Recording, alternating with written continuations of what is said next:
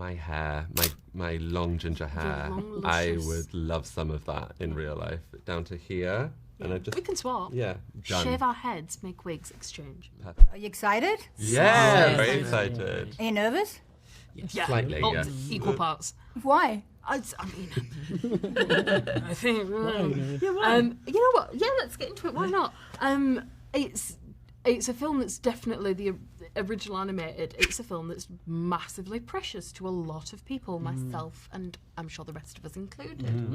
And when you get something that is held so deeply in people's hearts, you know, people are protective over it. And so I'd be lying if I said I wasn't a little bit nervous at how it's going to be received. But I think anyone that watches the film is going to see that every single person, from us to the carpenters that made the sets to the prop people that made the weapons, like everybody has put everything they have into it, all of their heart, all of their soul.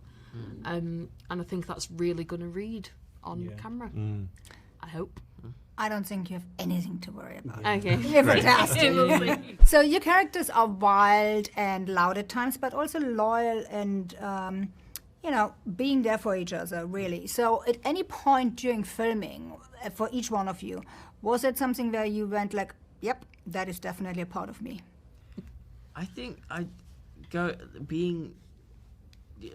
starting with these guys and the loyalty is underneath all the. I think forever all of the characters start quite loud, and maybe less so you, but quite loud and quite shouty. But I think the loyalty that they're all each other have in the world, and they're facing some pretty harsh conditions. And for me, I just immediately felt like I was so grateful to be a part of this group of people. And with Mason and Nico as well, and just it was the slotting in of like it was each of us together and coming to, and I just immediately felt so grateful for that to have a group to be loyal to, you know. I think it's the same with Tough Nut and Rough Nut's relationship. Like they're at each other's throats the whole time, but the only reason they're at each other's throats is because they want to be close to each other. So it's like they are choosing to argue with each other each and every day. Yeah.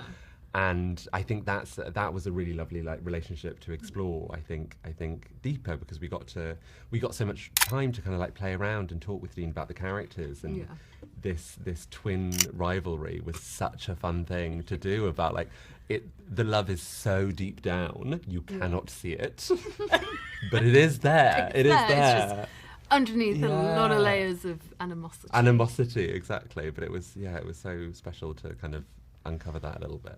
I mean, the story is obviously dragons' fear, overcoming your fear, right? Now, each one of your dragons, what you had, if they would say what it says about your life right now, what would your dragon say about your life right now? A bit like with like dogs reflecting their owners, sort of thing. I think. Ooh.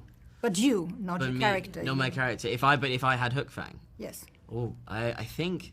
I don't know. I think if I had Hook Fang, he'd make me feel very safe. So, He's on my side. he's on my I'd like to. That's my dragon. Yeah.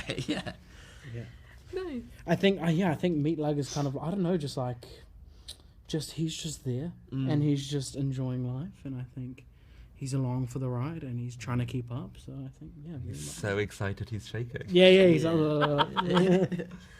I think As we've got quite a physical thing, so we're literally next to each other. Yeah, So.